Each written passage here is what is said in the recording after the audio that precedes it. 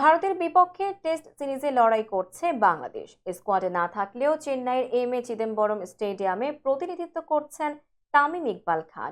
এই সিরিজে ধারাভাষ্যকারের ভূমিকায় রয়েছেন দেশের এই ওপেনার। এ সময় সাকিব আল হাসানের প্রশংসাও করেছেন তিনি। বৃহস্পতিবার শুরু হওয়া চেন্নাই টেস্টে আতাহার আলী খান, হর্ষা ভোগলেদের সঙ্গে কমেন্ট্রি বক্সে ছিলেন তামিমও।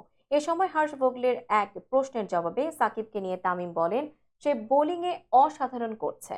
পাকিস্তান সিরিজে বেশি উইকেট না পেলেও অসাধারণ বোলিং করে গেছে, তবে সম্প্রতি সাকিবের ব্যাটিং নিয়ে সাকিব কিছুটা স্ট্রাগল করছে। ভোগলে আরো বলেন, তার চোখে গত কিছুদিনের সবচেয়ে উন্নতি করা ক্রিকেটার মেহেদী হাসান মিরাজ। পাকিস্তানের বিপক্ষে সিরিজে সেরা হওয়া মিরাজকে ভবিষ্যতের সাকিব হিসেবে বিবেচনা করা হচ্ছে। এ বিষয়ে তামিমের কাছে তার মন্তব্য জানতে চাওয়া হলে তিনি বলেন, মিরাজ এখন ব্যাট হাতে নিয়মিতই রান পাচ্ছেন। পেস বলে স্বচ্ছন্দ, স্পিনও বেশ ভালো খেলেন। ওদিকে ব্যাট হাতে সাকিব ইদানিং স্ট্রাগল করছেন, তাই সাকিবের জায়গায় ব্যাটিং অর্ডারে মিরাজকে নামিয়ে পরীক্ষা করার পক্ষে তিনি।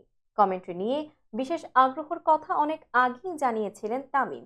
আন্তর্জাতিক টি-20 থেকে অবসর নিলেও এখনও টেস্ট ও ওয়ানডে ক্রিকেট নিয়ে নিজের সিদ্ধান্ত জানাননি সাবেক এই অধিনায়ক। এর মধ্যেই পুরো দমে ধারাভাষ্যে দেখা গেল তাকে।